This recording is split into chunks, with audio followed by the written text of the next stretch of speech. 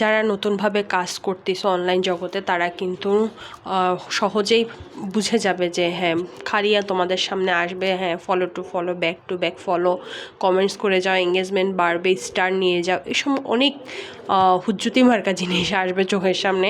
এগুলাকে একদমই পাত্তা দিবা না, তুমি তোমার কাজ করে যাও। মানে কাউকে তোমাকে অত সাপোর্ট করা লাগবে না, তুমি রেগুলার থাকো, পেজে যত কাজকর্ম আছে সব কিছু করো, তোমার যে বিষয়টা নিয়ে তুমি কাজ করতে চাচ্ছ সেটাকে সুন্দরভাবে ফোকাস করো যে হ্যাঁ তুমি এটাই করতে চাচ্ছ। এরপরে অবশ্যই তুমি তোমার অপোনেন্ট যে আছে তুমি তাকে হিংসা না করে তার কাজে সাপোর্ট করো, তাকে হেল্প করো, অবশ্যই তুমি হেল্প পাবে।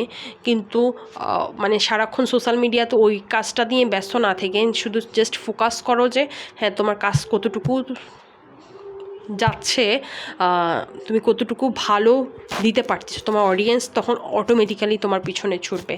মানে তোমার ওই ফলোয়ার পিছনে ছুটতে হবে না। আমার নিজের অভিজ্ঞতাই শেয়ার করি, আমি যে খুব অভিজ্ঞ হয়ে গেছি তা না, আমি জাস্ট 2-3 মান্থস এরকম আমি কাজ করতেছি।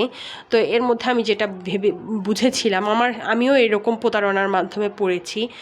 বলবো না যে আমি ফাইন্যান্সিয়াল প্রতারিত হয়েছি, বাট হ্যাঁ আমি প্রতারিত হয়েছি। আমার এখন মনে হচ্ছে, বিকজ আমি যখন ফার্স্ট টাইম পেজ খুলেছি শুধু আমার সামনে আসতো যে হ্যাঁ back to back follow, follow to follow, comments করে যাও, এগুলো করতাম। তখন আমি মানে ঝুঁকে পড়ে আমি করছি, আমি তো জিনিসটা বুঝি নাই, কিংবা আমি এই বিষয়ে পড়াশোনাও করি নাই, কোনো কোর্সও করি নাই, তখন আমি বুঝেছি। বাট এখন আমি যখন কিছু ক্লাস করেছি, মোটামুটি একটা নলেজ হয়েছে, তো সেখান থেকে আমি বুঝতে পারতেছি। আর ইউজের একটা টাইমের একটা তো ভ্যালু আছে, তাই না?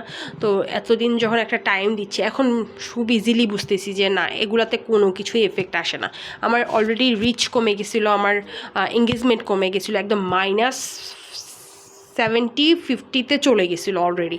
বাট আজকে আমি দেখি যে না, এঙ্গেজমেন্ট বাড়ছে, আলহামদুলিল্লাহ বাড়ছে। আমি চাচ্ছি মানে এঙ্গেজমেন্ট কেউ শুনে হয়তো বা বলতে পারো যে এঙ্গেজমেন্ট হয়তো আহামরি বেড়ে গেছে। নো, আহামরি বাড়েনি। আমার এঙ্গেজমেন্ট একদম মানে কি বলবো, এখন প্লাসে আসছে।